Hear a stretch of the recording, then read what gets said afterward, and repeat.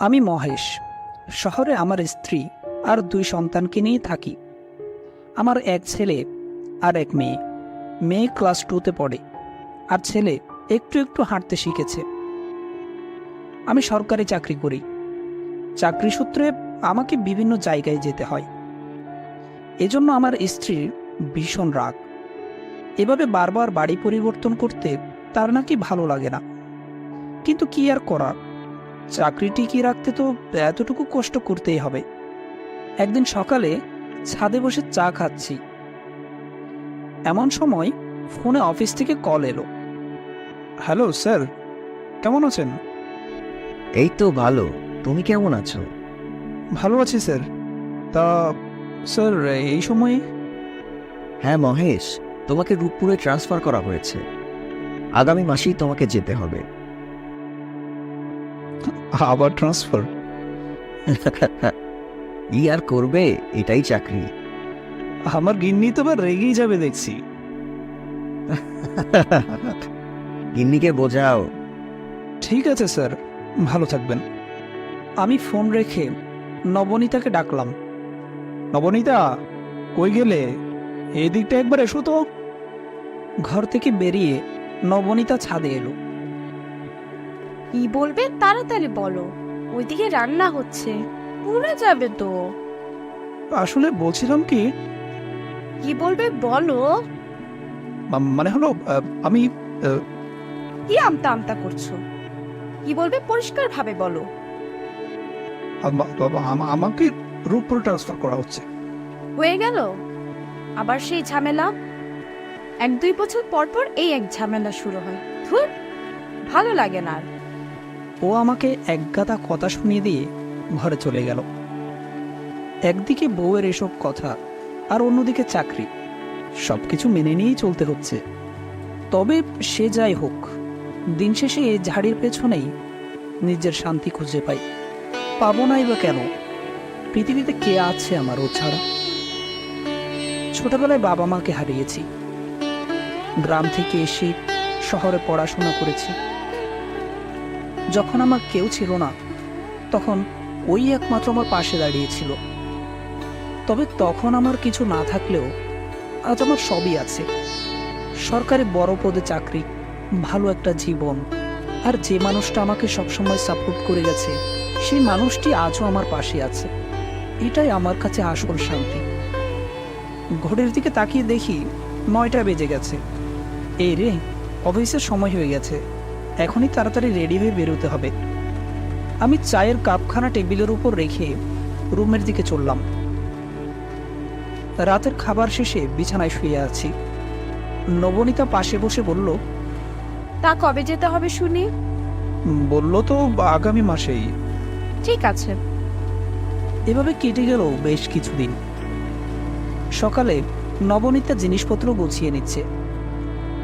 সবকিছু গুছিয়ে নিয়ে চললাম রূপপুরের উদ্দেশ্যে। সেখানে একটা বাড়ি আগে থেকেই বুক করে রেখেছিলাম। ভাড়াটা অনেক কম থাকায় আর না করিনি। বাড়িটা নাকি অনেক সুন্দর। আমাদের ঘরের সব জিনিসপত্র আগে থেকেই একটা ট্রাকে করে পাঠিয়ে দিয়েছি।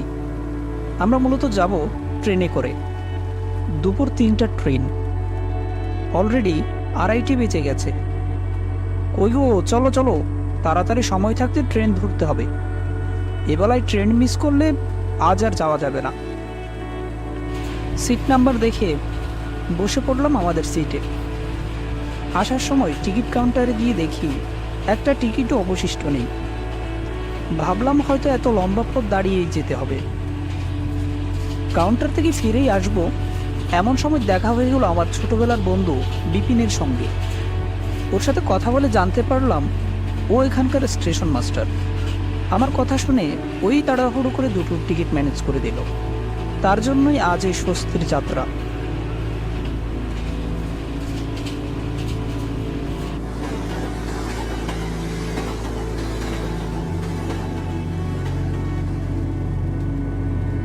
রূপপুর স্টেশনে এসে পৌঁছলাম বিকেল 5টায়।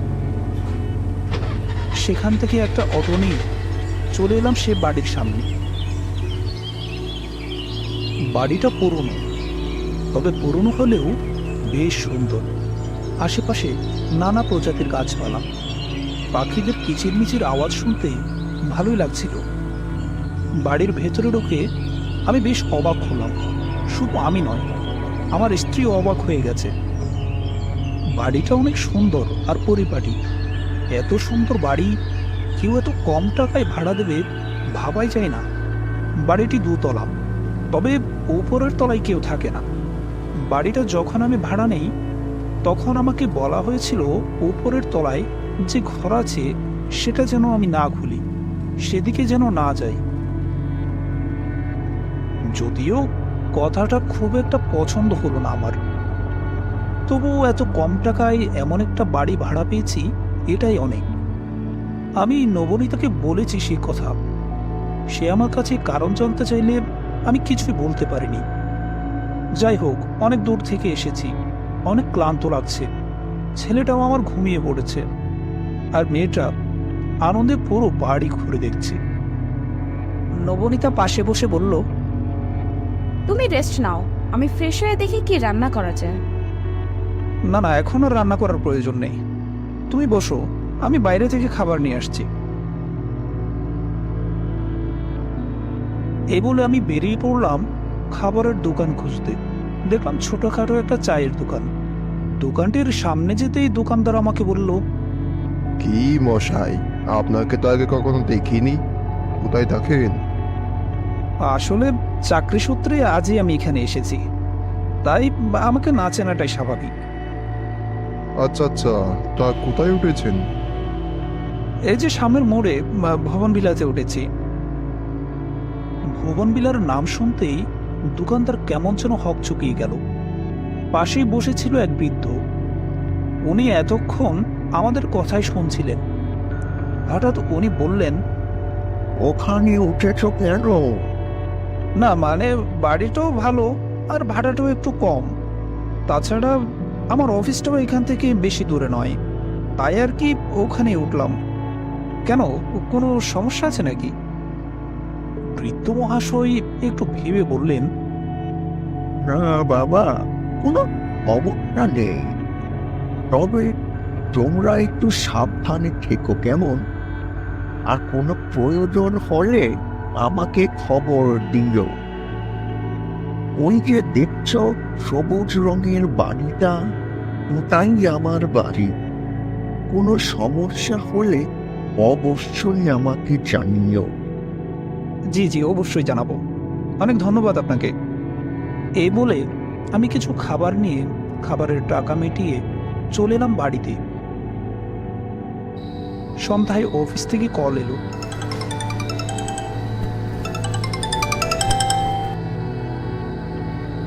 কি মহেশবাবু, কোনো অসুবিধা হচ্ছে নাকি? না স্যার, সব ঠিকঠাক। বেশ বেশ, তাহলে আজ রেস্ট নিন, আগামীকাল থেকে অফিসে আসবেন। Okay sir. রাতে খাবার খেয়ে শুয়ে পড়েছি। আমি আর নবনীতা আর আমাদের ছোট ছেলে একসাথেই থাকি, আর আমার মেয়ে পাশের রুমে। মাঝরাতে হঠাৎ লাবণ্যর দুঃস্বপ্ন দেখে উঠে পড়ে। পানির পিপাসা পাওয়ায় সে বাহিরে আসে পানি নিতে। হঠাৎ সে শুনতে পায় উপরের ঘর থেকে কেউ যেন লাবণ্যর নাম ধরে ডাকছে। লাবণ্য, লাবণ্য। কণ্ঠটা একদম তার মায়ের কণ্ঠ। লাবণ্য ধীরে ধীরে সিঁড়ির দিকে এগিয়ে গেল। প্রায় কিছু দূর যাওয়ার পর কণ্ঠটা আরো জোরে জোরে তাকে ডাকতে লাগলো, লাবণ্য, লাবণ্য। এক পর্যায়ে লাবণ্য মনোমুগ্ধের মতো সে ঘরের দিকে এগিয়ে গেল।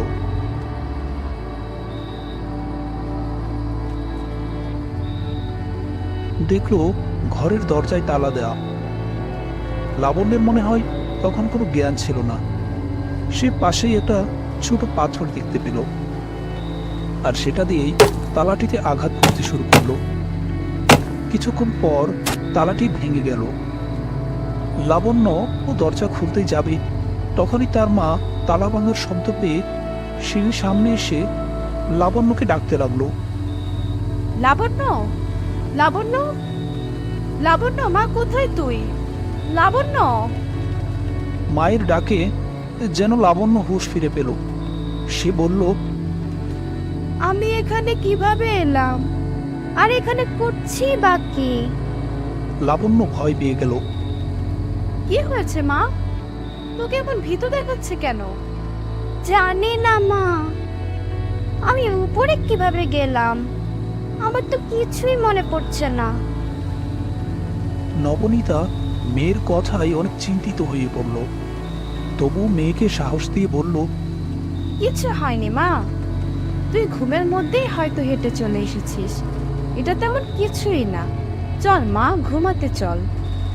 এই বলে নবনীতা তার মেয়েকে নিয়ে মেয়ের রুমে ঘুমাতে গেল। পরদিন সকালে রাতের ঘটে যাওয়া সব ঘটনা নবনীতা আমাকে খুলে বলল। আমিও একটু চিন্তিত হয়ে পড়লাম। এরপর থেকেই খেয়াল করতাম আমার ছোট ছেলেটা কার সাথে যেন খেলা করে। তাকে দেখলে মনে হয় সে কাউকে দেখে হাসছে, কারোর সঙ্গে কথা বলছে। ছোট্ট ছেলে এখনো কথা বলতে শিখেনি, তবুও তাকে অদ্ভুতভাবে কথা বলতে শুনি। কখনো সে বারান্দায় খেলে, আবার হঠাৎ করেই ছাদে চলে যায়। এতটুকু বাচ্চা এভাবে যাওয়াটা প্রায় অসম্ভব ব্যাপার। সেদিন রাতে আর কেমন যেন ঘুম পাচ্ছিল না। এই অদ্ভুত ঘটনাগুলো আমাকে অনেক ভাবাচ্ছিল। কি সব ঘটছে কিছুই আমার মাথায় ঢুকছে না। ভূত? আরে না, কি সব ভাবছি। ভূত বলতে আবার কিছু হয় নাকি? কিন্তু যা ঘটছে তা তো আর মিথ্যে না। কি যে করবো কিছু বুঝতে পারছি না। এসব কথা ভাবতে ভাবতে ঘর ছেড়ে বারান্দায় এলাম। হঠাৎ খেয়াল করে দেখলাম লাবণ্যের ঘরের দরজা খোলা। ছুটে গেলাম লাবণ্যের ঘরের দিকে। দেখলাম ও ঘরে নেই। দৌড়ে ছাদে গিয়ে যা দেখলাম তা দেখে ভয়ে আমার গলা শুকিয়ে গেল। লাবণ্যকে দেখলাম ছাদের রেলিংয়ের উপর দাঁড়িয়ে, একটু এদিক ওদিক হলে নিচে পড়ে যাবে। এইসব বলতে বলতে ধীরে ধীরে ওর কাছে যেতে শুরু করলাম। লাবণ্য দাঁড়িয়ে থেকে কেমন সরে যেন গান গাইছিল। লাবণ্য, মা লাবণ্য, নিচে নেমে আয় মা। ওখানে দাঁড়িয়ে আছিস কেন? পড়ে যাবি তো। আমি চুপি চুপি ওর পেছনে গিয়ে ওকে ধরতে যাব, তখনই রুমু জ্ঞান হারিয়ে ফেললো, আর আমি ওকে ধরে ফেললাম। পরের দিন আমি আর বসে থাকতে পারছিলাম না। কেন এমন হচ্ছে আর এসব কিভাবে ঠিক করব কিছুই মাথায় আসছিল না। হঠাৎ মনে পড়ল সেই বৃদ্ধের কথা। ছুটে গেলাম তার কাছে।